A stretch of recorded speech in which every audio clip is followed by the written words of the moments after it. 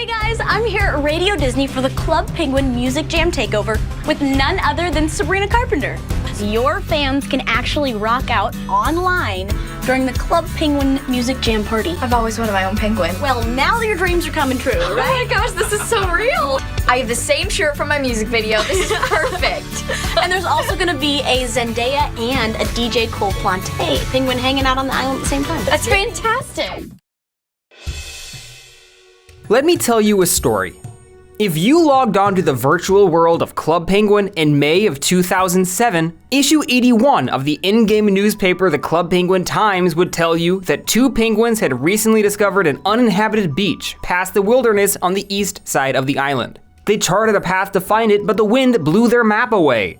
This led to an event called the Lost Map Hunt starting on May 15th, where players could locate the map and follow the path into a new forest. If you logged in a week later on May 25th, you could find a newly constructed staircase taking you down into the new room for a Cove opening party. Within a few days, a surf shack was under construction. It opened on June 4th, 2007, as the hub for a mini-game called Catchin' Waves, one of the most popular and recognizable games in the history of Club Penguin. The reason the surfing minigame was delayed 2 weeks from the opening of the room was to tie in with the movie Surf's Up. It turns out that this event was part of a small cross-promotion between Club Penguin and Sony Pictures, a two-pronged approach to surfing penguins in an attempt to draw in similar audiences. The developers of Club Penguin found a way to integrate advertising without tainting the sanctity of their world building. Two new rooms were introduced tastefully through a seamless storyline, without the need to plaster imagery of Surf's Up's logo and characters over every square inch of the screen. 2 months later, in August of 2007, Club Penguin was acquired by the Walt Disney Company, and its cross-promotion would never be subtle, ever again.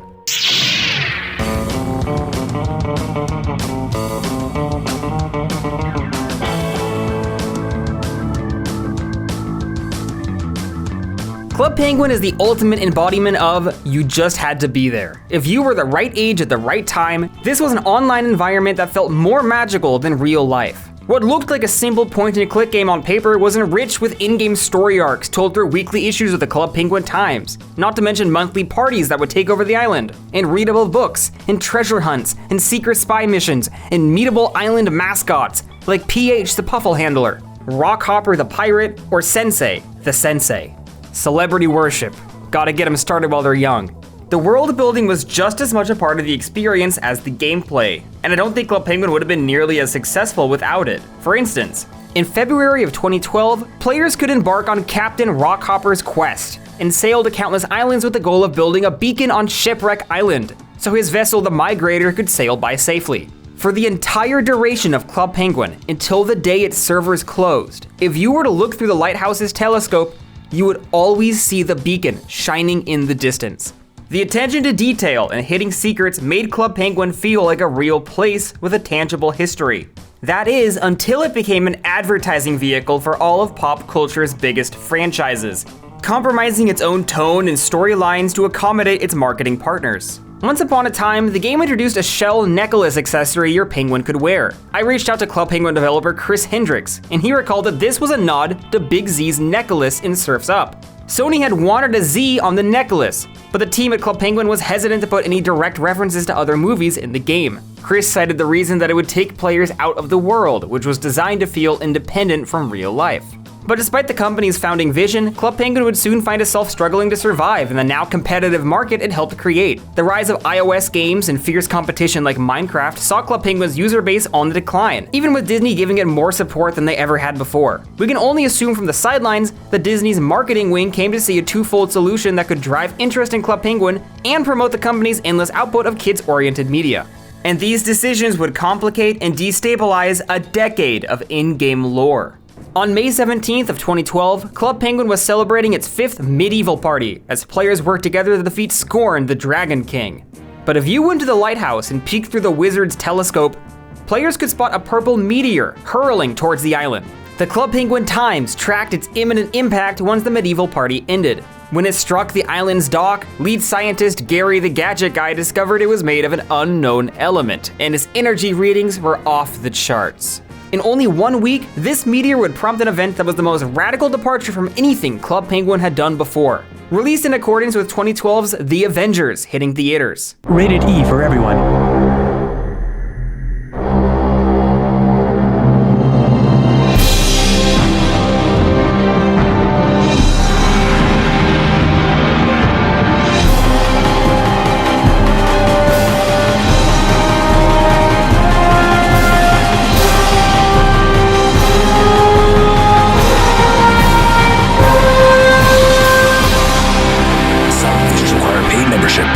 Required. As explained by the newspaper, the meteor gave superpowers to penguins all over the island, and some penguins were using their powers for good, while some were using them for evil. To make matters worse, explorers recently discovered a strange machine dismantled in the woods. This was the ultimate Protobot 10,000, the main antagonist of the 2008 Elite Penguin Force DS game. A hodgepodged Frankenstein's monster cobbled together out of parts stolen all over the island by 3 haywire test bots. Protobot had recently been introduced to the browser game proper in a 2011 storyline that unfolded exclusively through spy phone messages. Protobot had teamed up with Herbert the evil polar bear to ruin the Earth Day party entirely off-screen. But Herbert ended up betraying the Protobot and left him dismantled, leading into this storyline a little over a year later. The power of the meteor had revived his circuits. He announced in the newspaper that he was more powerful than ever, and he constructed his own robot minion called the Destructobot to destroy the city. Compared to later crossovers, this event was very quaint. Basically just a generic superhero-themed party with the only Marvel element being some costumes for sale. Upon loading into the game, you could choose to be a hero, villain, or citizen. The entire island was redressed to resemble a bustling urban metropolis. There were teleportation tubes that rose from the ground to take you to either the ominous villain lair or the stoic hero HQ. The coffee shop had a press conference set up. The iceberg had a miniature map of the island for you to romp around on. And the stage and pizza parlor were converted into a bank and police department for citizens who wanted to play cops and robbers. A burning skyscraper sat in the middle of the island in the snow forts, and entering would take you to a rooftop battle with the Destructobot, who'd show up for a boss fight every 10 minutes and get defeated by having snowballs thrown at his targets. This battle's OST was also the final piece of music that Chris Hendricks composed for the game. They'd licensed the look of the characters and were allowed to put the characters in, but they didn't get the music from the movies. And so they asked me to compose 2 songs for the Marvel Superhero Takeover Party. A few years ago, I made a video detailing the full history of the Club Penguin Ninja lore. There was a lot of lore. I interviewed Club Penguin developer Chris Glidden, and we wound up talking about sponsored parties for a little bit. So now you can see new footage from that interview that didn't make it into the previous video years ago. At the time, we needed those events to keep the lights on, actually. Like, Club Penguin was kind of doing a bit of a decline-ish, and then when we brought in the Marvel Party, it brought in fresh blood and was a boost. So those events were really helpful for us to bring in new audience who didn't know about Penguin before. The gift shop catalog offered shocking super gloves, cosmic super gloves, and freezing super gloves. These would let penguins harness their powers to throw advanced snowballs at the Destructobot, and also at the environment of the island, triggering various stages of damage and disrepair. Well, paid members could throw these advanced snowballs. An important part of the Club Penguin experience is that non-members were explicitly barred from doing anything fun. They could only hear about it from their wealthier friends at school. Case in point, the following costumes were members only: Black Widow, Captain America, Hawkeye, Thor, Iron Man, the Hulk, Loki, and Nick Fury from the Avengers, Spider-Man and the Lizard from 2012's Amazing Spider-Man, Venom, Nova, and Iron Fist from 2012's Ultimate Spider-Man, and then Miss Marvel. That's all of them. That's every single one.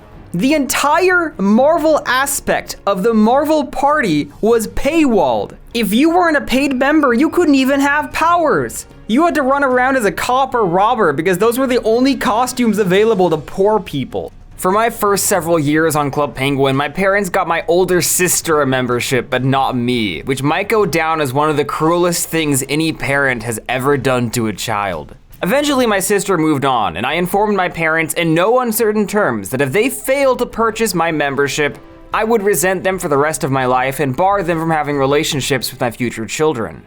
When you're 9 years old, it's very important to establish to your parents that you're in charge, not them. Mom and Dad relented, and I was able to buy all of these costumes, which clogged my inventory and I never wore again. But you know what I did wear? The Doom Drone.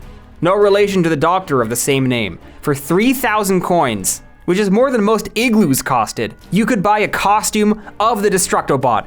And this was my main body item for the entire duration of Club Penguin. You could only purchase this during this 3-week stretch, and I basically never took it off again. Mainly because if I did, then I would have had to scroll through my body items for like 30 minutes to find it again. The newspaper detailed Protobot commanding his evil penguins to rob the bank and bring him coins, while the heroes struggled to work together to defeat them. We're not a team, we're a ticking popcorn device. Club Penguin Times, issue 349. This party, as became common for these sponsored events, started to smudge the lore. There was a very logical sense of world building throughout the history of the game, but some things weren't adding up here. As a 4th grader, I was genuinely questioning here, why did the entire island now resemble a metropolis? Who built these skyscrapers and why? It sounds ridiculous, but the reason I had those questions is because of just how immersive Club Penguin was. Every time an event came to the island, there would often be construction taking place the week before. Like penguins are actively setting up the activities. Even when there wasn't construction, you could just assume, okay, cool, this pumpkin's here for Halloween. This was the first time in-game where the world changed so radically without an in-game explanation. To that note, the newspaper talked very casually about the Club Penguin Police Department. That had never been a thing before, and I remember finding it confusing. Club Penguin had never needed a police department. It was supposed to be wholesome and fun. But I think there was an incentive to let kids roleplay as supervillains to battle the heroes. So now we get the newspaper introducing the idea that half the island chooses to be evil. 5 years prior, the Club Penguin team had refused to include imagery from Surf's Up in the game. Now you couldn't even log on without seeing Marvel's logo and characters. However, there's a case to be made that this upfront marketing was a more ethical approach than the hidden promotion of Surf's Up. Kids would see silly surfing penguins online and think, wow, surfing penguins are cool, if only whoa, there's a movie! It was the textbook definition of subliminal messaging targeted at children. While Marvel overtly taking over the island may have strayed from the game's early convictions, it also meant that kids and parents knew they were being advertised to. In the early days of Club Penguin, parties used to last 3 or 4 days. If you didn't log on between December 22nd and 25th of 2005, you completely missed the Christmas party. Over the years, the length of parties started creeping up to maybe 10 days for a big event. The Marvel Takeover set a new precedent, running for a full 3 weeks, from June 14th to July 4th, 2012. Going forward, parties would always run for a couple weeks or more, a ball that the Marvel Takeover got rolling. And it makes sense from a cost perspective. Artists were being paid to put in all of this work redesigning rooms for them to only be accessible 3 days out of the year and never again. Letting events breathe was a win-win for both production and kids who had a better chance of catching these events as they happened. But you'll see that over time, these parties would start getting longer and longer and longer. The Marvel Superhero Takeover ended on July 4th when the meteor ran out of power, and all of the massive skyscrapers disappeared as mysteriously as they showed up. Spy phone messages revealed that Protobot went on the run, and according to the Club Penguin Times, EPF agents collected parts of the Destructobot to use as a toaster. All in all, this felt very in touch with the soul of Club Penguin.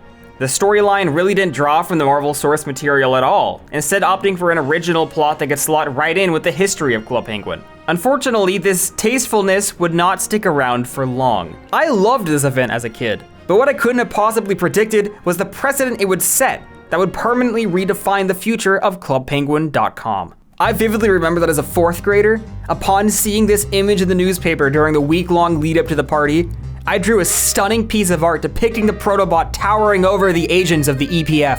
After an hour of digging, I found the drawing. I remember my 4th grade teacher said it looked like a pickle, and I was like, no, it's the Protobot. And she said, whatever you say, pickle boy. It made me so mad.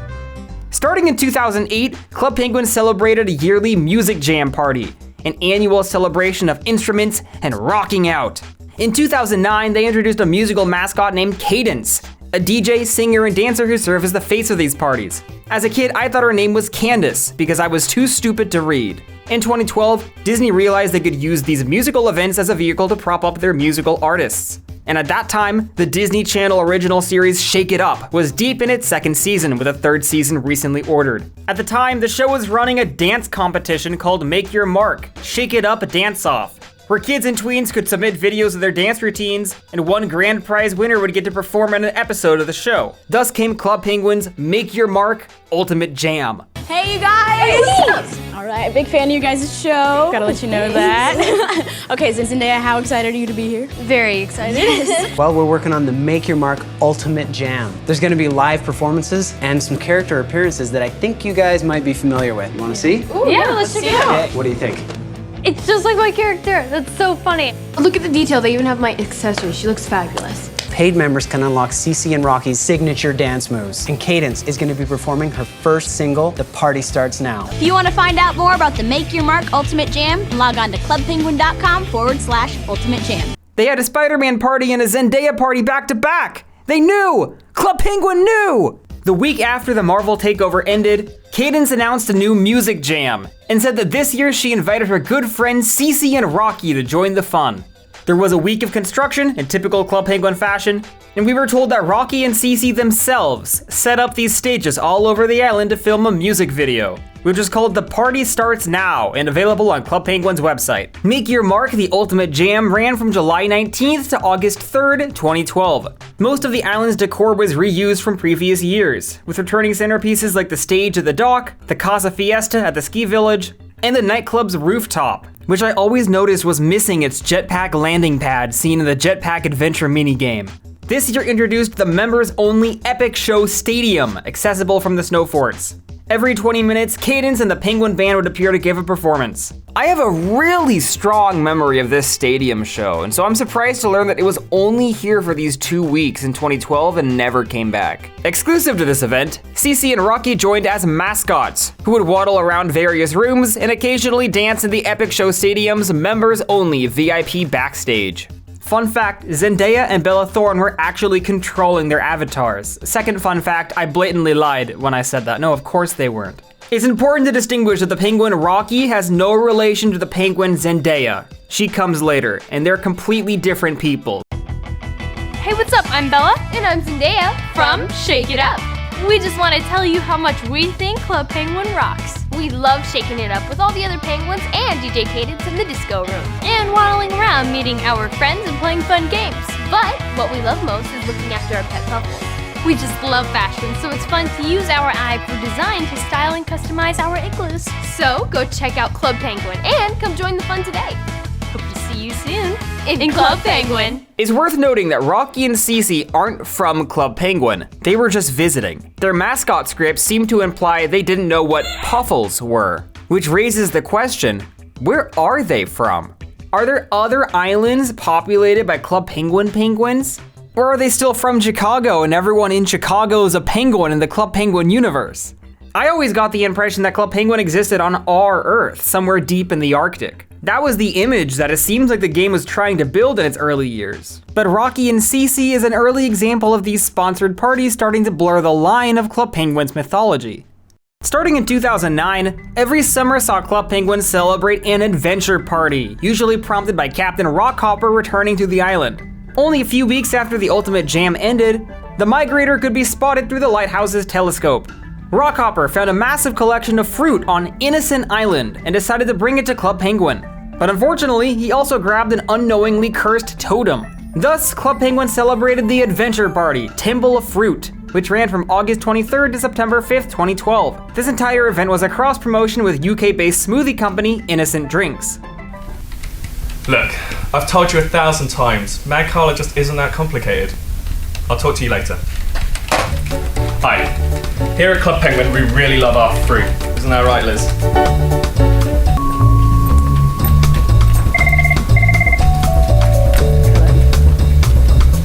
Scott is your mom. She says it's important. Look, tell her if she doesn't get Mad Carla now, then she never will. So we decided to create some exclusive in-game items for our UK players. Right, Sarah? Exactly. Just keep an eye out for packs of innocent smoothies for kids and fruit tubes with a Club Penguin logo on to unlock items online. Check out the What's New blog for further details. I really liked it as we did the Temple of Fruit event, and it was sort of like we could promote it on innocent smoothie packages in the UK, which is actually, it's a really big, notable brand in the UK. And they're a really cool brand as well. It's not some like lame brand where it's just a logo slap. It was like they actually believe in healthy eating and their social media is really fun. Like Innocent is a great brand. And so the fact that we had an opportunity to work with them was like, we're going to put our effort to that. And there was a lot of work to just do that party in game. So basically the whole team was deployed just focusing on that one. The entire island was redecorated as a tropical paradise, with its centerpiece being the totem, which sprouted into a volcano temple in the middle of the island. Now it was up to players to appease the cursed kahuna by feeding it fruit. Non-members could climb onto the temple's roof and throw fruit in place of snowballs into the volcano's mouth. Meanwhile, members could navigate their way through an Indiana Jones-styled ancient temple and survive various booby traps before entering the Kahuna Cave, where you could once again sacrifice fruit to the chomping mouth of Kahuna. This party also served as the launch pad for a permanent new minigame called Smoothie Smash, where penguins fulfilled smoothie orders for the residents of the island using solely their asses. In the early days, permanent minigames used to be introduced to the island every few months. But what we didn't realize at the time is that this was basically the final mainstay minigame added to Club Penguin, besides Card Jitsu Snow. Going forward, Club Penguin shifted its focus to event-exclusive minigames, which were never accessible again after the 2 to 3 weeks they could be played for. You'll see a lot of those as this video progresses. 3.5 years later, the Cove from the Adventure Party Temple of Fruit returned for the island's 10th anniversary party in 2015, where every room on the island was decorated to resemble a past party. As a kid, I don't think I ever realized that Temple of Fruit was a sponsored event. I think it was executed with a similar subtlety to the Surf's Up promotion, where it wasn't distracting. But this was the final time this would happen. After nearly 4 consecutive months of back-to-back-to-back sponsored events, Club Penguin had made a deal with the advertising devil, and there was no going back. On April 18th, 2013, a collection of crystals mysteriously sprouted up all over the island. Gary the Gadget Guy discovered that they were made of an unknown element, and their energy readings were off the charts. That's right, ladies and gentlemen. Marvel Studios had another film to promote. We thought we crushed them. We were wrong. This time, supervillain forces are multiplying, and chaos reigns. New heroes. New villains. A new battle. Who will rise to victory? Feature show require paid membership. Ask your parents' permission to play. By this point, Club Penguin had introduced its 2013 art style, slimmer, teenage-looking penguins. The YouTuber Thama Clock made a hugely insightful video detailing the evolution of the art style, and I really recommend it. It was part of a full design overhaul when they gentrified the island. Hey kids, you know all these rooms you grew up with? Well, guess what? They're gone, and you'll never see them again. I was in 5th grade, and I was very unhappy about this. We're getting ready to unveil the next leg of the journey, and that's something that's pretty exciting. We really couldn't be more excited for you guys to join us on this next chapter, hopefully. The second and final Marvel Superhero Takeover ran from April 25th to May 9th, 2013. Designed primarily to tie in with Iron Man 3, but also Hulk and the Agents of Smash on Disney XD, and the upcoming Thor: The Dark World. Magic crystals gave Penguin superpowers and made Protobot more powerful than ever.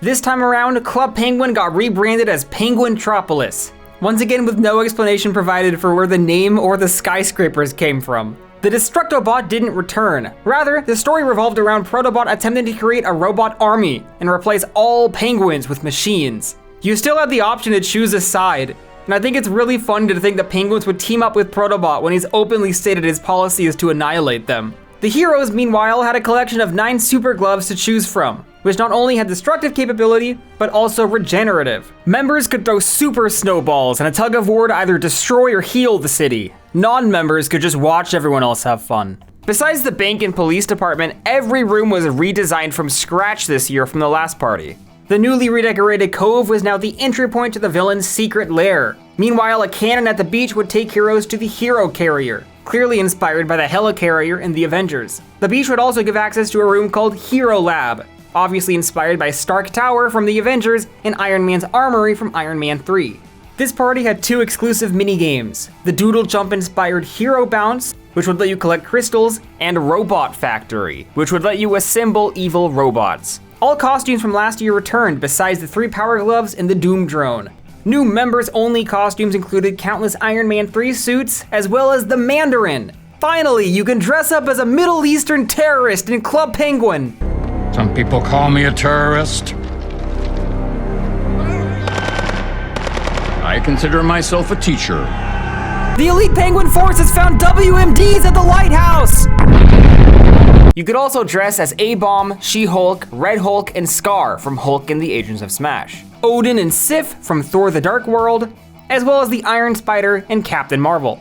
The party ended on April 18th, when the crystals were collected by Gary the Gadget Guy, with a November issue of the Club Penguin Times later clarifying that they, along with the disassembled Protobot, were stored in the Impenetrable Containment Environment, or ICE. That's a crazy name. Even as a child, I was like, what? Dangerous Illegal Alien Ultimate Protobot 10,000 is in ICE custody. The second Marvel takeover was actually the final appearance of the normal Protobot in Club Penguin. Although an alternate version of him from 2,000 years in the future did time travel back to attack Club Penguin in 2014. That should be taught in history classes. I vividly remember being a 5th grader, typing one of my mini elementary school Club Penguin fan fictions. This one was about Herbert washing up on shore after the recent Operation Hot Sauce and discovering the villain lair. All I really remember is I worked super hard on the craziest elegant way of describing the moon. It was like a silver crescent illuminating the gloomy sky or some shit. I was working overtime as a 12-year-old. Needless to say, I was engaged. The initial promise of Club Penguin was that it would be ad-free. The company's business model was built on paid membership, so you wouldn't have to see those sidebars with random promos directed at children. The online playground that was ad-free, nearly unheard of. Spokesperson told us Club Penguin does not allow third-party ads. But this whole party is just an ad in a trench coat. Wow, what a coincidence that you can buy 6 Iron Man suits from the Iron Man film Iron Man 3 while the Iron Man film Iron Man 3 is currently playing in theaters featuring these 6 Iron Man suits. It's like they're sneaking ads in anyway while still making everyone pay for membership. And it worked! This party, without a doubt, served as my gateway drug into watching the Marvel movies. While this party was raging, I started my MCU journey with Iron Man 3, the journey that proudly ended in 2022. Without Club Penguin, I wouldn't have played the Iron Man 3 soundtrack on YouTube repeat through all 3 years of middle school. It was the first PG-13 movie I ever watched, and can I tell you a secret? I was only 11. I only got in because I was accompanied by an adult authority figure watching the film with me who gave me full permission to see it. It's one of the most mischievous things I've ever done in my life. This does raise the question though. Given how young Club Penguin's user base was it appropriate for the game to point 6-year-olds towards this movie? There's some unsettling imagery in Iron Man 3 if you're a small child. When I was 7, I was scared of the Protobot in the DS game. This thing's scary as hell. The Mandarin shoots a man in the face on live TV. I'm gonna shoot him in the head. Live on your television. And now you can recreate that scene on clubpenguin.com. Ask your parents' permission to play. Club Penguin's Our World. We play games for coins! 39 hours ago, the Ali Al Salam Air Base in Kuwait was attacked. Shop and change up our looks. Decorate our very own igloos. You'll never see me coming. Join the adventure in Club Penguin. It has the same energy as Hasbro selling Transformers toys to small children from the incredibly graphic, violent movies that the demographic of the toys should not have been watching. In 3rd grade, I drew fan art of this character because I loved him so much. I should not have been exposed to this character. Nickelodeon has obtained secret information about the new action movie, Transformers Revenge of the Fallen. Oh, you're cute. Name's Willie. Yeah, say my name, say my name. See all the secrets revealed in Transformers Revenge of the Fallen. Disney saw Club Penguin as a potentially very effective vehicle to hook a generation of kids on Marvel Studios' output. But with hindsight, I question whether it was within Club Penguin's values to promote a violent PG-13 movie about PTSD to a user base who was largely under 10 years old. Luckily, I was 11, which was the perfect age to watch someone get shot in the face. Barely a month later, Pixar was releasing Monsters University, a prequel to the beloved Monsters Incorporated. Club Penguin was brought into the fray to help promote the movie. And it was at this stage when I realized, in the summer between 5th and 6th grade, oh, it's not just Marvel on Club Penguin. This is a pattern. 2 scare-filled weeks, 4 rival fraternities, 1 monstrous prize! Pick a team. Compete in the scare games. And roar. Growl. Scare your way to first place. Who will win at the Disney Pixar Monsters University Takeover in Club Penguin? Features shown, required paid membership. Ask your parents' permission to play. In issue 400 of the Club Penguin Times, we learned that 3 fraternities and a sorority were coming to Club Penguin to participate in scare games. No explanation is given as to why. Without any construction, the town, plaza, and snow forts were transformed into the Monsters University world from June 27th to July 11th, 2013. The centerpiece was the Monsters University campus, right in the middle of the snow forts. You could access locations from the movie, like the campus quad, the amphitheater, and the scare hall. Wedged between the snow forts and the plaza was the Fraternity Row, which housed dorms for 4 of the movie's 12 sororities and fraternities. Uzma Kappa, Jaws Theta Chi, Roar Omega Roar, and Python Nu Kappa. Members could drip themselves out with merch for each group. Upon loading in, you'd be assigned to pick a team you're representing. The goal was to earn scare points by playing a minigame called the Scare Challenge, where you snuck through model bedrooms to frighten practice children.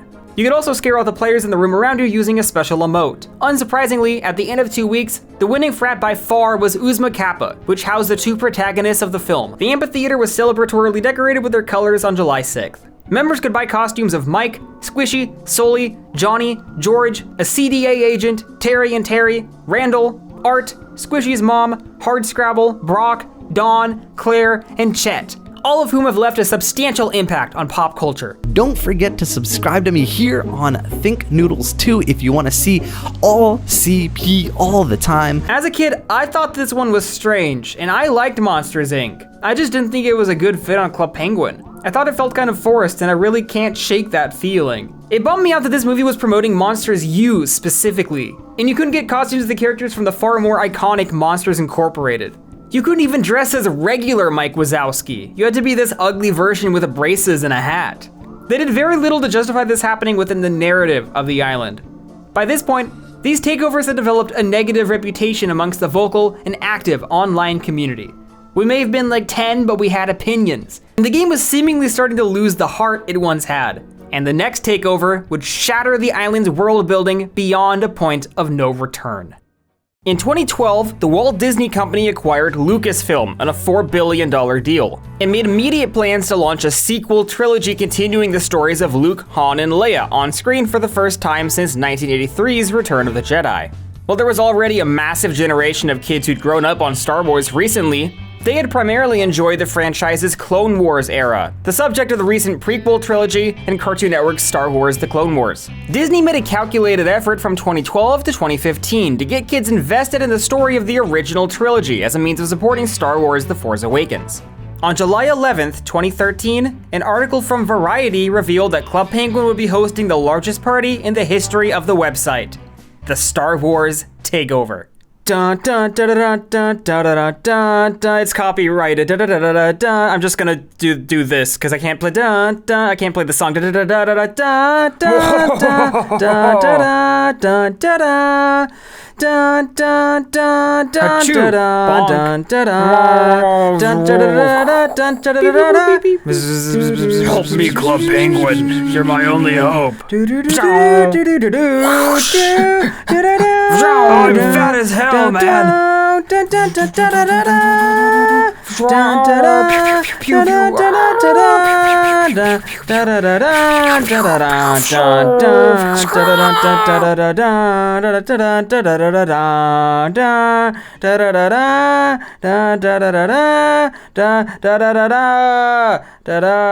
Starting July 11th, the day after the Monsters University takeover, the Death Star became visible in the sky over every room in Club Penguin. On July 18th, it grew closer. We learned through the newspaper that the elite Penguin Force intercepted a message from the Rebel Alliance asking for Club Penguin's help to defeat the Empire. I remember a really ominous spy phone message that said the Death Star is approaching rapidly. Across these 2 weeks, a launch pad was constructed at the dock for the Millennium Falcon to land on July 25th, which would pick us up and fly us across the galaxy. When the Variety article claimed this to be the largest party in Club Penguin's history, they were not being hyperbolic. Booting into Club Penguin starting July 25th would greet you with an opening crawl, detailing that Darth Herbert and the evil Empire were threatening the island. And it was up to you to destroy the Death Star. Princess Cadence instructed you to board the Millennium Falcon, fly it to Tatooine, and free it from stormtroopers. Oh, and you better believe they paid for the music license this time. Compressed mono renditions of John Williams soundtracks were being blasted from your computer speakers this entire time. Back in January of 2013, Club Penguin introduced a new type of party with its prehistoric party. Here, rather than the whole island being redecorated for weeks at a time, it remained the same with the exception of one hub area, which would take you to the party rooms. Here, you'd enter the time trucker and blast back to a prehistoric version of Club Penguin. And according to the newspaper, the time trucker was powered by the superpower meteor, because Club Penguin kept track of all of his little plot devices more than it had any right to. During the Star Wars takeover, the dock let you board the Millennium Falcon, and from there, you could fly to Tatooine on July 25th, the Death Star on August 1st, and Yavin 4 on August 8th. With one easy click, a widget on the top left of the screen could always take you back to CP. Obi-Wan Sensei informed us that Darth Herbert was a former pupil of his who turned evil, and instructed penguins to learn the art of the lightsaber in order to defeat him. Unfortunately, only members were allowed to do so. The lightsabers were paywalled during the Star Wars party. Members were given Anakin's lightsaber, and penguins could challenge each other with a rock, paper, scissors style dueling mechanic. Earning more battle points could unlock Padawan robes, Luke's Return of the Jedi robes and green lightsaber, Obi-Wan Kenobi's A New Hope robes, and Darth Vader's costume with his red lightsaber. Non-members could watch from the sidelines and cry because their parents didn't love them enough. There is also a glitch during this party where if you clicked on a wall with the lightsaber deployed, you'd get stuck to the wall completely unable to move, something that was never patched through all 3 weeks. Tatooine consisted of 6 rooms which were circularly accessible. There was the distant desert, which featured the crashed escape pod on a crate dragon skeleton, with the Lars homestead and Mos Eisley visible in the distance. The exterior of the Lars homestead featured the Jawa sandcrawler and the path to Mos Eisley beside some moisture evaporators. The interior of the Lars homestead featured every single room that was in A New Hope, like the kitchen, dining room, and the droid garage. The Sandcrawler's interior had conveyor belts, a smelting pit, and sacrificial lamb R5-D4. Mos Eisley contained Luke's land speeder, the Mos Eisley spaceport, and the exterior of the Mos Eisley cantina, which was of course enterable, full of booths, tables, and a bar. I'm sure they just serve coffee here and nothing else. Across Tatooine, you may have noticed Darth Herbert's stormtroopers peeking out from crates. Approaching the troopers would give you a party-exclusive minigame called Blaster Game, where you fire a snowball gun at countless stormtroopers hiding in the desert, and even a sand trooper as a final boss. In the early days of Club Penguin, evil penguins would be absolutely unfathomable. But by 2013, we just had to accept that a bunch of penguins were willfully working for a fascist regime. If I were the EPF, I'd be making a list of every penguin who became a stormtrooper and hunting them down. They are a threat to the island. 3 difficulty levels would let you unlock a stormtrooper costume, as well as shoulder pauldrons to complete a sand trooper. This first week, members could buy costumes of Luke, Leia, Han, Chewbacca, C-3PO, a Jawa, Greedo, a Tusken Raider, and an R2-D2 helmet for their puffles. But don't worry, non-members could buy such iconic items as the Clue Horn and a band fill. With Tatooine liberated from stormtroopers, Week 2 let you fly to the Death Star to steal the secret plans. The Death Star was reimagined as one convenient little map to feature every room the main characters went to in the movie. From the docking bay, you could descend into the meeting rooms, then waddle into the bridge, which you could cross to reach the elevators. Those would take you down to the trash compactor. You could waddle through to turn off the tractor beam. This would take you through the detention block, and up an elevator back into the meeting room and the docking bay to escape. But not before you visited the Emperor's throne room from Return of the Jedi. I guess there's nothing saying this room wasn't in the first Death Star, right? Also in the movie, they fall from the detention block into the trash compactor, and here they're on opposite sides of the map, but I'm just going to overlook it because this party is cool. Every room had challenges you needed to complete before progressing to the next one. An interface containing a slide puzzle, a game system reused from the legendary Operation Blackout 9 months earlier. I made a video about that when my channel was just a little fetus fresh out of the womb. Completing all 5 terminals would earn you the Death Star plans, as well as unlocking a Rebel Trooper costume. Members could also unlock an Emperor Palpatine costume and an Imperial Officer costume. There was also a TIE Fighter pilot costume available through a code found on the Club Penguin blog. and a Boba Fett costume available exclusively on the Club Penguin app. Members could also buy an Imperial base igloo to show their support to Emperor Palpatine. Week 3 saw you head to Yavin 4, which contained a hangar bay and a briefing room, straight out of the film. From the former, you could hop in an X-Wing and fly through an excellently designed minigame. And you stay in between their shots and hold down the spacebar, and you will go straight to the end. No problem at all. You'll see here that I actually make it all the way to the end without having to move or anything, just holding up and spacebar. Beating 3 difficulties would let you unlock an X-Wing pilot costume, and of course, destroy the Death Star once and for all. Upon defeating Darth Herbert, the ruined Death Star was visible in the skies above Club Penguin. Members got to buy costumes of the X-Wing and the TIE Fighter themselves. Non-members got executed in the plaza. Dun dun dun dun dun dun dun dun dun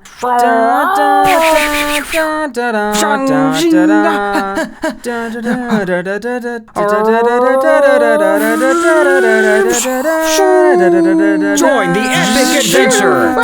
Save the galaxy at clubpenguin.com, and members can become a Jedi Master. Some features require paid membership. Ask your parents' permission to play. The party ended on August 15th. Thanks to our remarkable skill and courage, Club Penguin was free. The Rebel Alliance and the Empire up and left. Although according to issue 408 of the Club Penguin Times, an escape pod was seen ejecting from the Death Star, meaning perhaps we hadn't seen the last of Darth Herbert. I know this hasn't been a trendy thing to say for a couple years, but I can't think of any other way to put it. They put their whole Penguasi into this. There was a clear passion for the source material on display. They went out of their way to include every single landmark of Tatooine in the Death Star. They didn't have to do that. Tatooine could have been like 2 rooms and no one would have batted an eye, but they had to make sure they included the empty desert. It's amazing. I get a similar vibe from how both Club Penguin and Phineas and Ferb handled their Marvel and Star Wars crossovers. In both instances, I think everyone put 110% effort to make the Star Wars event as spectacular as it could be, chock full of Easter eggs and references. Whereas with Marvel, the crossovers had very little to do with the IP in question outside of featuring the characters. And I don't get there was a huge sense of passion for or understanding of the Marvel IP from either party. Case in point being a costume called the Doom Drone, which has absolutely nothing to do with incredibly popular Marvel character Dr. Doom. Like, the superheroes got blasted with the Power Draininator, and the Hulk is still a Hulk, but just isn't strong anymore? Like, you know this is a guy, right? Should he just become Bruce Banner? As an almost 6th grader, I was very confused by that. My general passion for Star Wars diminished gradually with the release of each subsequent film. Even if I can still tell you the name of every single Glup Shadow off the top of my head without a moment of hesitation due to an annoyingly powerful memory. Despite that, I can't even shake the childhood glee I get from thinking about the Club Penguin Star Wars Takeover. Genuinely, I think this was one of the strongest events in the history of the website, and I always viewed this as the final good Club Penguin party. But I think that had more to do with me growing out of the target age demographic. However, it wasn't all sunshine and rainbows. By this point, what the hell is going on with the lore? The Galactic Empire and the Rebel Alliance casually exist in the Club Penguin universe? Sure, I buy it. But in this party, there were actual characters here. That is to say, it's not like the Avengers themselves showed up on the island during the Marvel takeover. It's not like Mike and Sully themselves showed up during the Monsters University takeover. Penguins could just buy costumes and zip up fursuits of those characters. But starting now, there's a shift in how these parties treat their crossovers. We were explicitly introduced to Princess Cadence, Obi-Wan Sensei, and Darth Herbert, and it was never really clear, are these Cadence, Sensei, and Herbert? Or were they completely unrelated and coincidentally similar characters from the broader galaxy? Or were Cadence, Sensei, and Herbert just role-playing as the Star Wars characters? Why would Herbert have done that? I think this was implied to be Herbert, because when you met Darth Herbert walking around as a meetable mascot, you'd get the Meeting Herbert stamp. Not to mention, Club Penguin's sister site, clubherbert.com, would give updates on Herbert's evil schemes. And he was definitely up on the Death Star, so Herbert's a former pupil of Sensei, according to the newspaper? Where could that possibly fit into either character's well-documented history? Why were penguins working for Herbert to destroy the island of Club Penguin? Why would he let them work for him? And for that matter, how on earth did Herbert build the Death Star? Herbert's inventions used to be scrapped together out of random odds and ends materials he found on the island. That was the charm. Tony Stark was able to build this in a cave! with a box of scraps! Where on the island of Club Penguin did Herbert get the materials to build the Death Star? His entire character revolved around the idea that he floated to Club Penguin on an iceberg, and there was no way for him to get back home to the Arctic Circle. Yet now he can fly into space? From this point forward, there was nothing stopping him from just leaving the island and going somewhere warm, which completely changes the central motivation of his character. In the promotional videos, we see an overview of Earth for the first time, and that always bugged me. Club Penguin, as discussed before, used to be depicted as this secret island somewhere on our Earth. I could never get on board with this idea that the island of Club Penguin is the central continent of the planet. Look how big that lighthouse is. That's not how I imagined it, and it still feels wrong to me. In Captain Rockhopper's journal in the book room, he recalled months lost at sea. And PSA Mission 6, Herbert recalled months on an iceberg floating on the ocean. Were they just going in circles? I reached out to famous internet user Club Penguin Lore while working on this video, and within 30 seconds off the top of his head, he provided me with 13 renditions of the Earth from early Club Penguin, where it clearly doesn't look like this. I wondered if this party could be compartmentalized as non-canon, but it was immortalized in the 2012 to 2013 Club Penguin yearbook as a very real thing that happened. As much as I adore the Star Wars Takeover, it completely muddled the once well thought out storyline of Club Penguin, and there was no going back. Only a week later, Club Penguin returned with another music jam, the Teen Beach Movie Summer Jam. This time acting as a summer party and a water party on top of a music party. And of course, a promotional vehicle for Disney Channel's Teen Beach Movie, which was just released a month prior. Dun, dun, dun, dun, Are you ready? I don't even know if this song is copyrighted, I'm just guessing it is. It's a song about paradise. Cruising with the boys and girls. It's summer. Dig everybody's chase. Surf's up at Club Penguin's biggest beach party ever. Members get backstage access, plus a chance to meet Michaela and Brady and Penguin, inspired by Disney's Teen Beach Movie. Some features require paid membership. Ask your parents' permission to play. In issue number 409 of the newspaper, Cadence announced that our good friends Brady and Mackenzie were coming to Club Penguin to perform at the Summer Jam from August 22nd to September 4th, 2013. Upon logging in, they tell you that they're performing at Big Mama's Snack Shack and to come check them out. The whole island resembled a resort boardwalk this time around. Highlights included the sunglasses on the Pet Shop Puffle, the elaborate water park that had taken over the stadium, and the lighthouse's designation as CP Garage.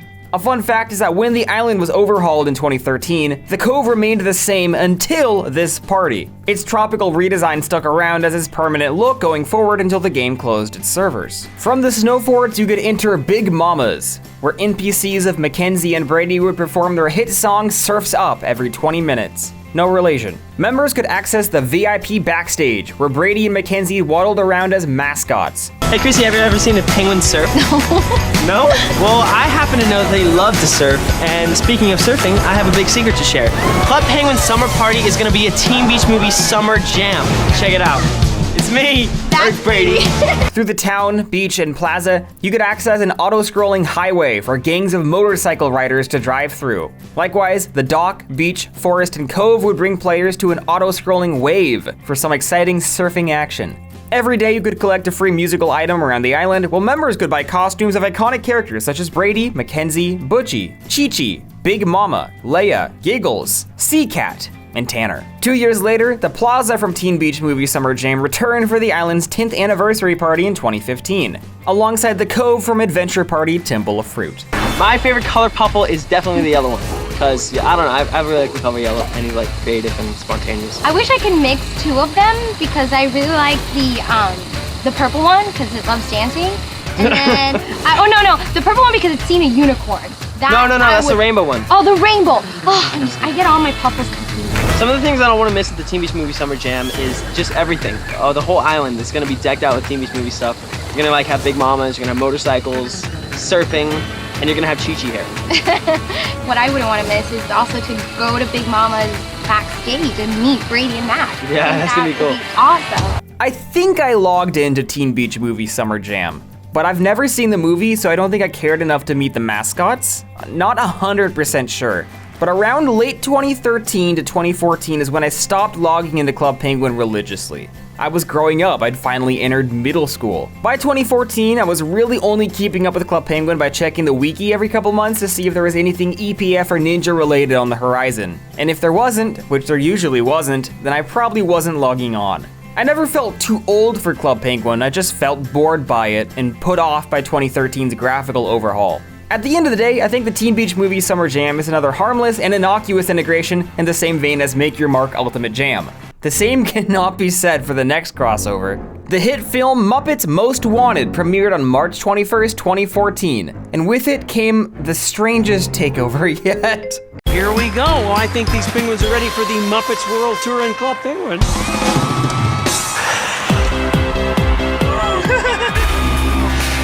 Hey, Piggy, you know, you could maybe give up singing and become a ninja. Guess what? I'm already a ninja! What? To celebrate Disney's new movie, Muppets Most Wanted, perform on stage at the Muppets World Tour, March 20th to April 1st at clubpenguin.com. Some features require paid membership. Ask your parents' permission to play. I miss the good old days, back when Kermit the Frog still sounded like Kermit the Frog. By this point, I have a theory that Club Penguin devs observed the negative feelings associated with takeovers. And going forward, with only one exception, these countless sponsored parties never used the takeover name. This wasn't the Muppets Takeover. This was the Muppets World Tour.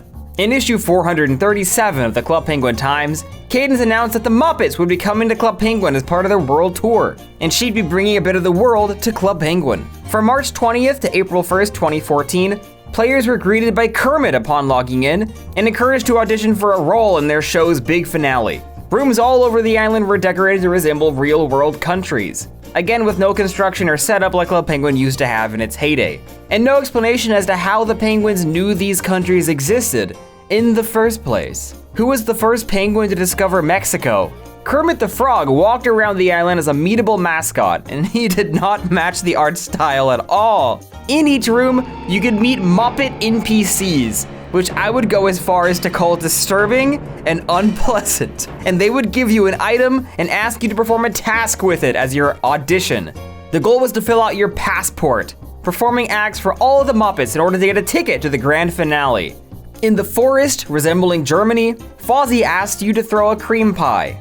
In the town, resembling the United Kingdom, Miss Piggy asked you to sing for her. At the snow forest, resembling Spain, Gonzo wanted you to run with bulls. At the beach, resembling France, the Swedish chef had you flip a salad. At the ice rink, resembling India, Walter asked you to dance with a gold cane. At the ski village, resembling Russia, Bunsen and Beaker asked you to demonstrate an experiment. At the cove, resembling Brazil, Animal had you drum. And finally, at the dock, resembling Mexico, Pepe asked you to shake maracas. Club Penguin started as a Canadian company, and Canada didn't even get represented. Once you did all of this, you could spawn into the Muppet stage to watch a performance every 15 minutes. The passport would also let members buy costumes of Kermit, Piggy, Gonzo, Fozzie, Swedish Chef, Sam Eagle, Beaker, and Constantine. Plus a Best Buy exclusive membership card would let you get a Rolf costume. Fuck Scooter, I guess. Damn. Hey, look there, Piggy. That's you singing in England. Of course I am! What is practically royalty? Once players perform an act with a Muppet in each location, every player will get a chance to rock out with the entire Muppet gang during the party. Hey, look there, Piggy. It's the Muppet Theater. Members can get costumes and dress as some of their favorite Muppets. That penguin makes a pretty handsome frog, if I do say so myself. Hermie, he's no you. Oh, well, who's ready to get this Muppet Show on the road, huh? I guess I'll break it to the penguins. Sorry, boys, the trip is off, but you can still play online. Well, they'll be okay. The Club Penguin Muppets World Tour is on now. Paper Plane. On my Sweet Life on Deck video, you did a fantastic job as a cultural consultant for the UK. What the hell is this image? You can't just park it there. I would like to show you some British imagery and get your thoughts on the authenticity. What am I looking at? Is this Club Penguin? What's Miss Piggy doing here? Is it true that your country has Miss Piggy in it? No. She keeps like blowing kisses at me and I don't like it. You fear affection. And I feel like you just need to accept it. I mean, British people fear affection, like just generally. I feel like if she did this, she'd get stabbed in the street. Not gunned down. stabbed. Other features included a special airport room called CP Airlines, accessible through the plaza. The island was also full of wanted posters for Constantine, the film's villain. The gift shop was redressed as a museum, and clicking on all the treasures would prompt Constantine to address you and complain that you thwarted his plan. I mean, it all looks stolen, so I guess that's accurate. Who's that man in the background on the painting? I don't know. That's not a penguin. That's maybe it's you. It's not. Why is there a photograph of just a human man in that museum? Do you think when they made it, they had this sneaking suspicion that the Queen was gonna die soon? And like they just banked all their money. The Queen's gonna be dead soon, so we should make that picture of the guy in the museum a king. And then the Queen didn't die for another. Selfishly, he didn't die for another 9 years. May that be the only human in the entirety of the Club Penguin lore. And that's why he's the king. I don't remember if I logged into this, but I remember knowing this existed and thinking of it as a bizarre, poor fit for Club Penguin. And that was as a fan of the Muppets. I still am. Kermit has been my Hinge profile picture for years now and yielded incredible results for me. Now as an adult, I feel better equipped to articulate why this didn't work. Sure, totally and comedically, Club Penguin and the Muppets fit together well. In fact, it may be the most natural pairing yet on paper, but digitizing puppets not only takes away their charm, but their soul. Their sprites here are so ugly. Cool helmets are one thing, but the penguins dressing up as other animals feels awkward. There were occasional rare animal costumes in the olden days, but Club Penguin lore pointed out to me that the snouts always used to cover the beaks. That was not the case with these crossovers, where there was no consistency. Sometimes the beak was concealed, but more often than not, the costumes became these bizarre penguin-animal hybrids. Foxes and rabbits aren't supposed to have beaks. This is what a pig costume used to look like. Here's what it looked like by 2014. At the time of the Marvel parties, there was no way of knowing these crossovers would become a regular thing on Club Penguin. Those were fun, random surprises. Star Wars, at this time especially, was such a broad-ranging, multi-generational cultural juggernaut that it could basically cross over with anything and feel fun. But now we were 8 takeovers deep after only 2 years. By the time of the Muppets World Tour, it was very clear to me that Disney was inserting everything and anything into the game Club Penguin, whether or not it belonged there. I find myself thinking about the island's beginnings, its lore and world building making it feel like a real Arctic environment. Then I find myself thinking about Kermit the Frog's walking 3D mascot, and it's clear that this was no longer the game it started as. I also wanted to discuss, if the island of Club Penguin is this large in an overview of the planet, then where on earth are the United States, Germany, United Kingdom, Spain, France, India, Russia, Brazil, and Mexico hiding? The lighthouse is visible from orbit.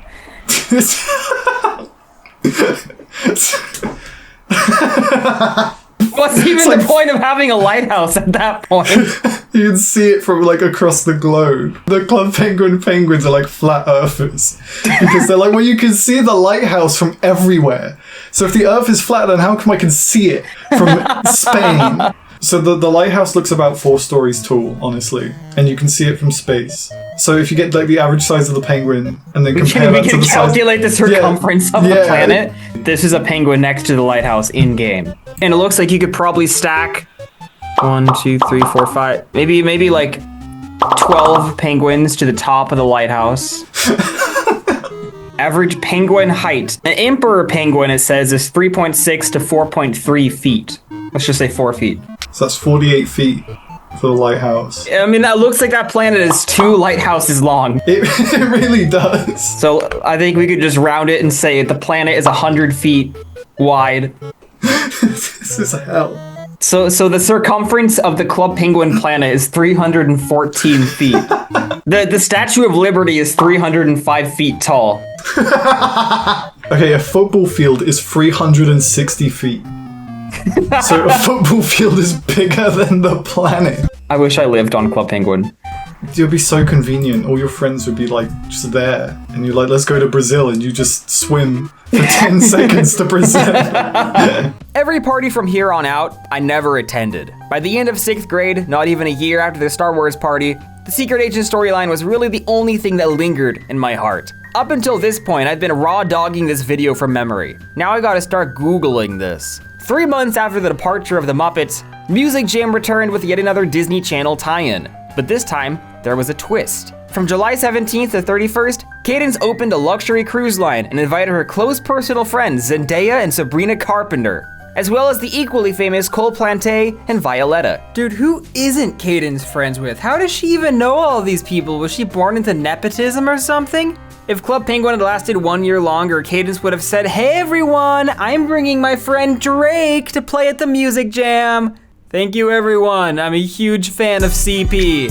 I only learned while researching for this video that Sabrina Carpenter was in Club Penguin, and I laughed hysterically for several minutes. I had no clue this existed. She's canon! Only the town and the dock were decorated this time around, the latter being the entry port to the 6-room cruise liner. You could waddle to and from the ship lobby, bridge, buffet, engine room, pool deck, and of course, the main stage where incredibly rendered NPCs of the 14 pop stars would show up every 10 minutes and dance to compressed audio of their copyrighted songs. Also, this person's ignoring their spy phone messages to watch Sabrina Carpenter perform. The island's in danger! Get real! They should be stripped of their fucking badge! I'm telling the director! So who is your favorite Club Penguin character? I think it'd have to be Cadence, just Why? because, you know, we both love music, Yeah. you know? She's so hip-hoppin' and fresh. Would you say she has swag? I would say she's a little bit of swag. Yes. Would you say you have swag? No. In Sabrina Carpenter's 2022 song Fast Times, she sings the lyrics, "You speak in such a perfect cadence," which she intended as a reference to her good friend Cadence from Club Penguin. In Sabrina Carpenter's 2019 song Thumbs, she sings the lyrics, "Somewhere in the world, you got a robber and a bank, and the bank robbed the people. So the people robbed the bank." This is a reference to the 2012 Marvel superhero Takeover. In Sabrina Carpenter's 2024 song Bedkim, she sings the lyrics, "Who's the cute boy with the white jacket and the thick accent?" This is a reference to her 2024 relationship with Gary the Gadget Guy. Special guest? Oh my God, that's sweet. I'm not allowed to be current. Hey! Look. I love this. At this point, Zendaya was coming off 3 seasons of Shake It Up and currently starring in Casey Undercover, while Sabrina Carpenter was folded into the Disney umbrella with Girl Meets World. Meanwhile, I'd never heard of these other two. Cole Planté was apparently a young DJ Disney was trying to prop up during the 2010s. Apparently, he also composed the nightclub's music during the Club Penguin Star Wars Takeover. Here's Chris Glidden interviewing Cole Planté, and here's me interviewing Chris Glidden, which means according to the transitive property, I've interviewed Cole Planté. Meanwhile, Violetta isn't even a real person. Violetta was a Disney sitcom developed by Disney Channel Latin America, starring Martina Stossel as the title character. Musical artists appearing as themselves during in-game events, Club Penguin walked so Fortnite could run. Notably, this party introduced a new music maker called Sound Studio, which permanently replaced the previous game DJ3K. I remember thinking Sound Studio was vastly inferior to DJ3K for the sole and only reason that it was not what I grew up with. During this party, Cadence released her new hit single, Best Day Ever, and if you looked closely, you'd spot a hint of what the next month's party had to offer. As detailed in issue 459 of the Club Penguin Times from August 7th, 2014, the island was preparing for a summer heat wave, only for the forecast to suddenly change to a mix of hot and cold temperatures. Antarctic, the news reporter decided to invite 2 of her friends from far away to celebrate. The cold never bothered them anyways. From August 21st to September 3rd, 2014, Club Penguin celebrated a Frozen party, a belated cross-promotion almost a full year after the movie's release, because it was still riding that cultural high until the second movie ruined everything.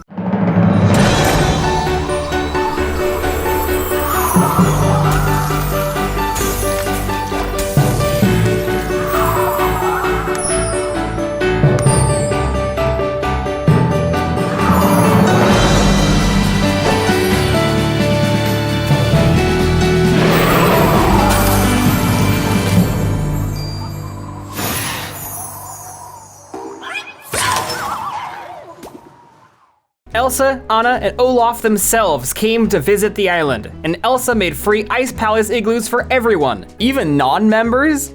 There has to be some sort of mistake here. She's trying to impose her Arendellian worldviews. On Club Penguin, non-members are a lower class of society and they deserve to be treated as such. I can only assume that right after Elsa gave everyone an igloo, Antarctic pulled her aside and said, "Oh no, honey, we don't do that here." Alright, and collect, and you can't collect, you're not a member. Hey, that's pretty cool. The party's central gimmick was that there was a warm and cold design for each room, and the buildings would swap back and forth depending on how players interacted with the environment. Throwing snowballs at buildings would freeze them, and using a hard emote would thaw them, exactly like the destroy versus restore mechanic of the Marvel Takeover the year before. Yeah, that was just a year ago. The island's exteriors were redecorated to resemble Arendelle. The beach became the Valley of the Living Rock, the forest became the trading outpost, the cove and the snow forts were made to resemble Olaf's summer fantasy, while the dock, plaza, and town resembled the village. Starting August 28th, the snow forts would give access to Elsa's Ice Palace, where she'd show up as an NPC every 15 minutes and do a performance of Let It Go. Now, I don't want to throw shade or pit women against women, but Zendaya is a way better dancer than Elsa. Wait, pause. This player has a PSA phone in 2014. Did they just never join the EPF after the popcorn bomb? I'd never even considered the fact that could happen. I'm speaking in a hushed tone because it's 1 a.m. and I don't want to wake up my neighbors.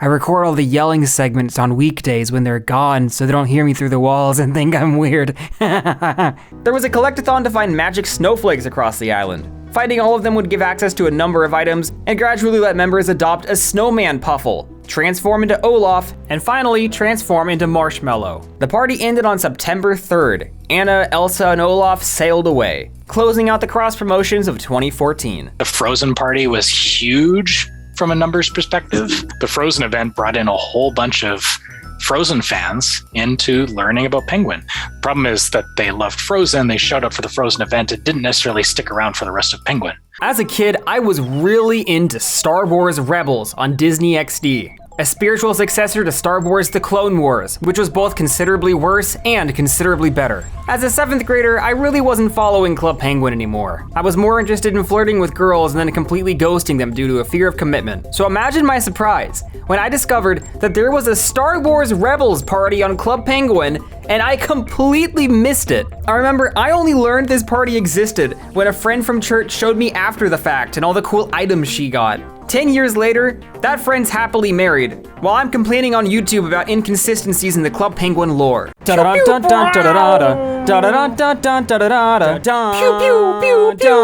have what it takes to fight for freedom? The Ghost Starship crew needs rebels who've got wicked street smarts, crazy artistic talent, and unbridled power. Prove your skills, then strike back against the evil empire during the Club Penguin Star Wars Rebels Takeover on clubpenguin.com and the Club Penguin app. Some features require paid membership. Ask your parents' permission to play. Prefaced by the Ghost becoming visible in the Lighthouse Telescope for a couple weeks with a message of the Galactic Empire's returning to Club Penguin, the Star Wars Rebels Takeover ran from January 22nd to February 4th, 2015. Disney did something super cool with Star Wars Rebels. They said, Lucasfilm, it's on you to introduce the next generation of young Star Wars fans. Your budget will be $1 per episode. As a result, the entire first season takes place on one singular planet, Lothal. In issue number 482, Gary the Gadget Guy talked about the faraway planet Lothal. The next week, Club Penguin was Lothal. I don't know how that makes sense or why Club Penguin became Lothal, but it did, and there's no flying into space this time around. The Empire had now taken control of the island with no explanation as to how or why or when this happened. I like how in the Club Penguin timeline, Star Wars Rebels takes place after Episode 4, A New Hope. The beach was now an Imperial base featuring a parked Kenner-inspired troop transport. The dock was now the Star Tours spaceport, seen in the second episode, which featured R2-D2 and C-3PO for no reason. The town was full of Star Wars puns, like Jabba the Hutt and Rebo Knights. This was the plaza. Close enough. Welcome back, Galactic Star Cruiser. The forest had been converted to the refugee camp Tarkin Town. The cove was the landing site of the starship Ghost, and the snow forts was where they ran out of ideas. The plot was that you wanted to join the Ghost crew. You had to impress all the show's main characters one by one by performing some simple tasks for them. Sabine wanted you to throw snowballs at Imperial posters, repainting them with the Rebel Alliance logo. Ezra had you collect fruit the Empire stole, clearly inspired by the Meilu runs in Season 1, Episode 4. Zeb had you take out some turrets so the ghost could take off. And Hera had you collect droid batteries for Chopper. Finally, after issue 484 of the newspaper detailed Kanan getting captured by the Empire, his mission for you was to rescue him from prison by throwing snowballs at countless stormtroopers, whose aim was so bad that their blasters didn't even affect you even when they did hit you. Each character's tasks unlocked their costumes for members, and some absolutely worthless junk for non-members. Finally, Hera's iconic welding torch! The lightsaber dueling mechanic was one of the only aspects of the 2013 party to return, and gaining combat XP could net you a blue lightsaber, a purple lightsaber, a dual lightsaber, the Starship Igloo, and finally a chance to battle the Inquisitor. Defeating him in combat would earn you the Inquisitor costume and his stupid-ass helicopter lightsaber. The Penguin-style catalog in the gift shop also had costumes of Agent Callus, Vizago, and Minister Hawk Tua. Bizarrely, there was no Chopper hat for your Puffle, despite the sign on the pet shop having one. On February 4th, the Empire retreated once again, and Lothal turned into Club Penguin just as mysteriously as Club Penguin had turned into Lothal. Clearly, this event had less resources than the 2013 edition. It feels more like Lucasfilm or Disney handed Club Penguin a list of characters and bullet points, had them watch a few episodes of season 1, and throw something together. I genuinely have so many thoughts on Rebels. I love it, but I also love making fun of it. I've always toyed with the idea of doing a Rebels retrospective, but I haven't been sure if it's too far of a departure from my usual topics. So instead, I'll just comment on this truly pointless flowchart where the top options don't matter at all, and only in the bottom 2 rows does it make a difference which option you pick. The Star Wars Rebels Takeover had the honor of christening thousands of young kids as new fans of the series. Within 3 episodes, those kids watched the Grand Inquisitor commit on-screen suicide. A month after the Star Wars Rebels Takeover came the Frozen Fever Party, which ran from April 23rd to May 6th, 2015. This was a cross-promotion with the Frozen Fever short released to accompany the theatrical release of the live-action Cinderella.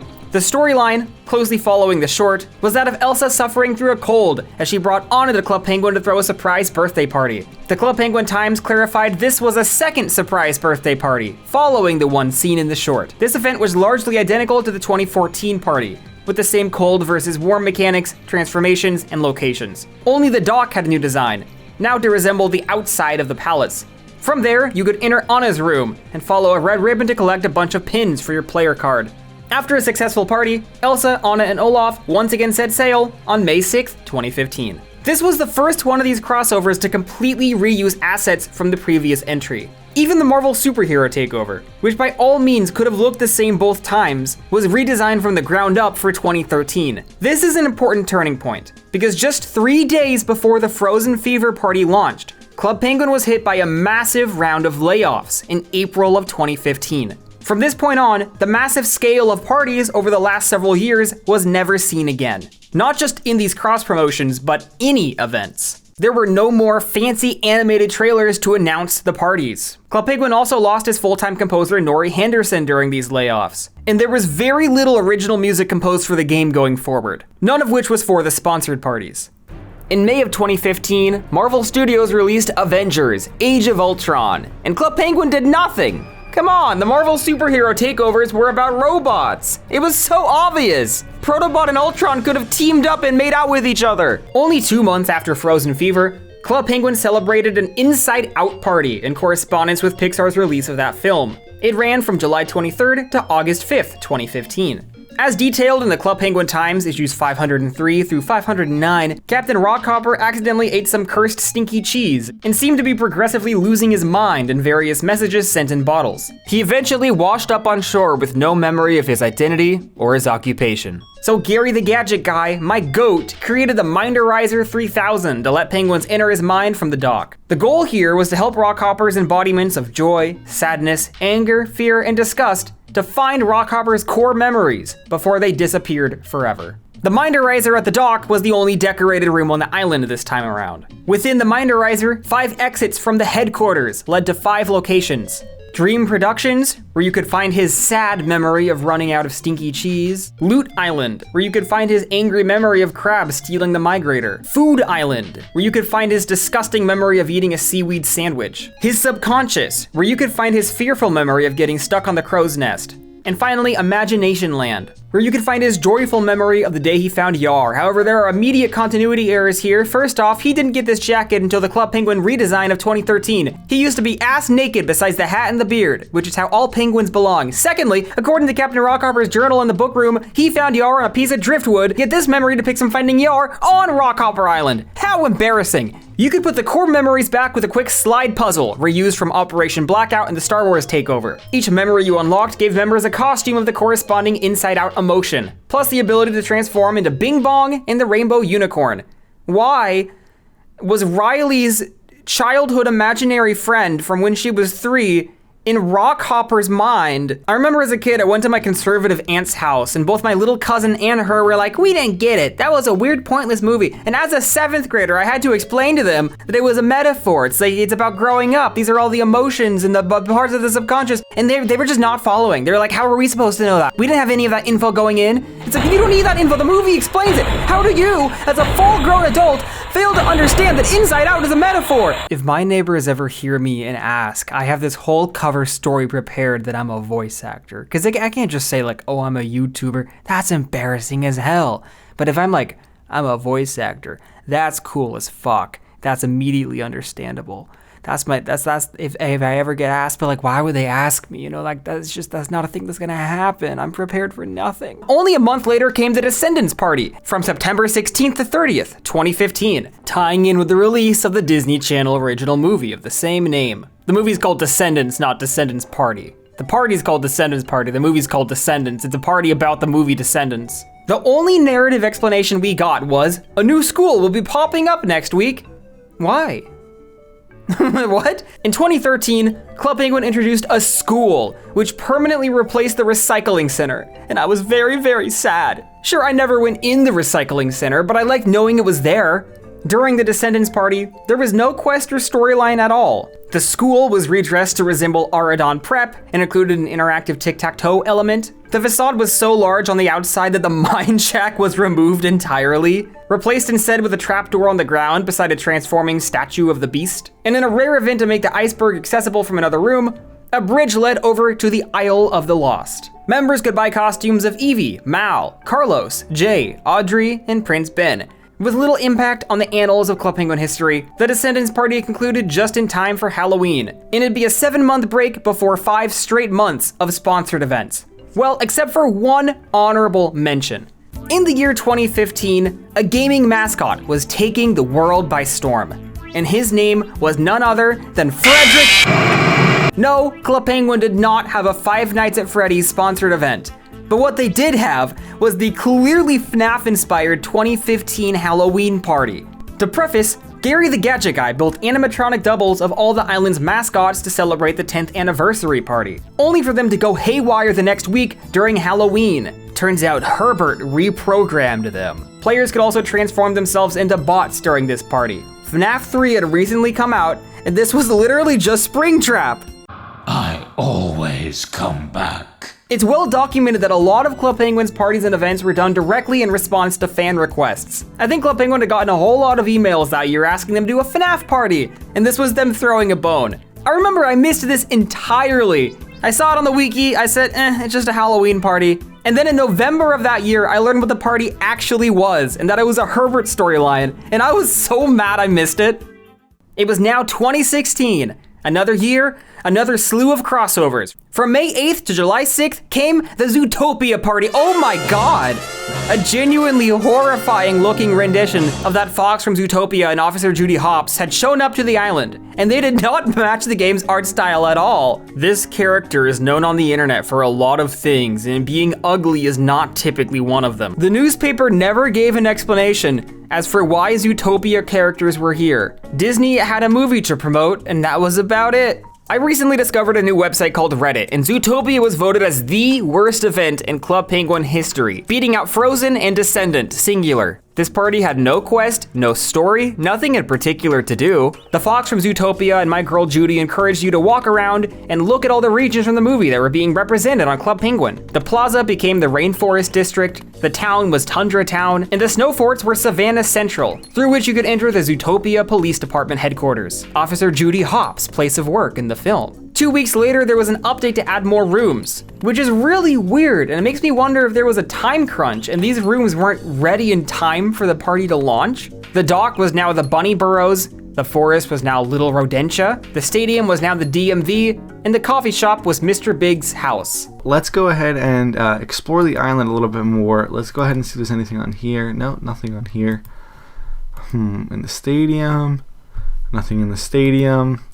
Let's see, ski village, nothing in the ski village either. Let's see, did they change any of the inside of the rooms? No. Okay, so we'll walk back out. By this point, you can feel the layoffs hitting. Back in the early days, Club Penguin's decoration for parties would just be, we added one tree. But over the years, they became so ambitious and set such sky-high expectations that it became completely unsustainable until the wheels fell off. Also during this party, members could pick up costumes of the fox, sheep, cheetah, lion, buffalo, sloth, and Officer Judy Hopps, ZPD's finest. This costume is not doing her justice. And again, this is a tasteful commentary of the art direction when I say that. This incredibly underwhelming party stayed here for 2 full months, the second longest party in the history of the game.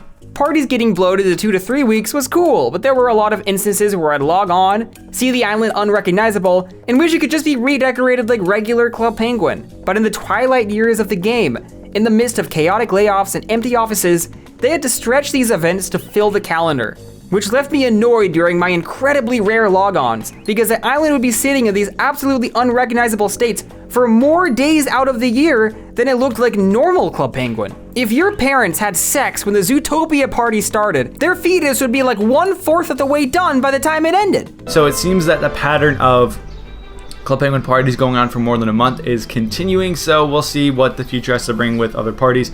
This might just be permanent, I'm not exactly sure. But at least penguins could be in the company of Officer Judith Laverne Hopps for a full 7 wonderful weeks. Picking up the day after the Zootopia Party, the Finding Dory Party ran from July 6th to August 17th, 2016. A mildly disturbing rendition of Dory had accidentally swam to Club Penguin and she was trying to find her way home. You had to help her jog her missing memories. That's just the plot of the Inside Out party.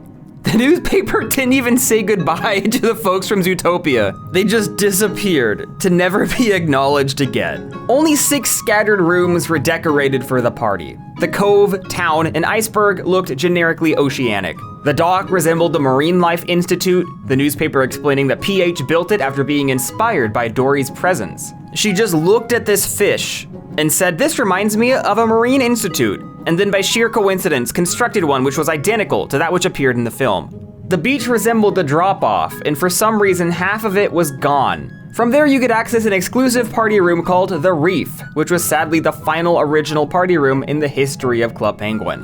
Another collectathon saw you pick up familiar objects to jog Dory's memory, including anemones, a pipe, music notes, squishy sand, and seashells. For completing each objective, members unlocked costumes resembling Marlin, Destiny, Dory, Hank, Bailey, and Crush. After all this, Dory thanked you and said she knows how to get home. 3 days later, she was found dead off the coast of Sydney. Hank's arm is holding her in the sprite, but is he with her? He's never mentioned within the narrative. If Hank's with her, wouldn't he be able to help her jog her memories? And if he's not, then why is he drawn there? Why do we have to manually track all these things down? Why can't Gary just use the minderizer? According to the actual logic of the storyline, why are you getting costumes of Marlin and Crush and everyone? Is Dory giving them to you? Why does she have them? An immediate comparison springs to mind looking at the beach here. In January of 2012, the mascot Rookie wanted to throw an anvil party, but accidentally stacked too many and tipped the entire island, thus prompting the underwater expedition of 2012. There was a full explanation for the events of this party, as there always used to be, but by 2016, there's just a massive hole in the beach and it's never explained why.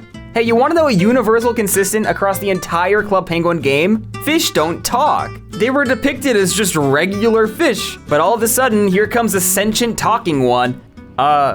Wait a minute, hold on. Wait, wait a minute. Fish are like the majority of these penguins' diets. What incentive would these penguins possibly have to help Dory? Fish are food and not friends. I wonder if the artists who worked on the Finding Dory party realized that a 23-year-old man would be complaining about the lack of immersion and narrative cohesion 9 years later. The day after the Dory party ended, the island celebrated the Frozen Fever Party of 2016, which ran from August 17th to September 28th. It was completely identical to the 2015 one. No new items, no new locations, no new twists. A complete slapdashed clone. Even the Club Penguin Times articles were copied and pasted, 1-to-1. I couldn't believe it. You're telling me Anna's birthday was in April last year, but this year it's in August? How do birthdays work in Arendelle? I take it back, there was one twist. Due to a software glitch, the snow forts couldn't be fully converted to their icy appearance. Anna and Elsa sailed away again on September 28th, and what nobody realized at that time was that in less than 6 months, Club Penguin would cease to exist. Zootopia, Finding Dory, and Frozen Fever were back to back to back with no breaks in between. That was almost 6 straight months where the island never once reverted to its usual look.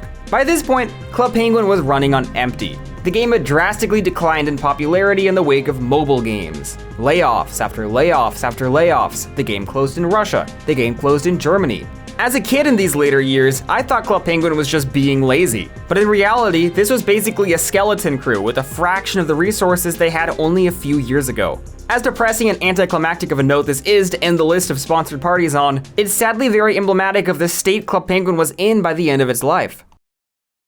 What would have happened if Club Penguin lasted just a year or two longer?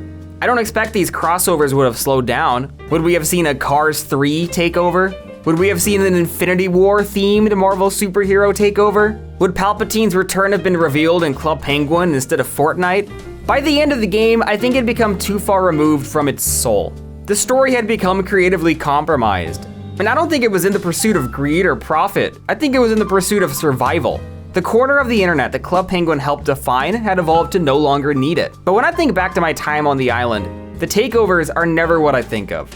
Early in this video, I told a story.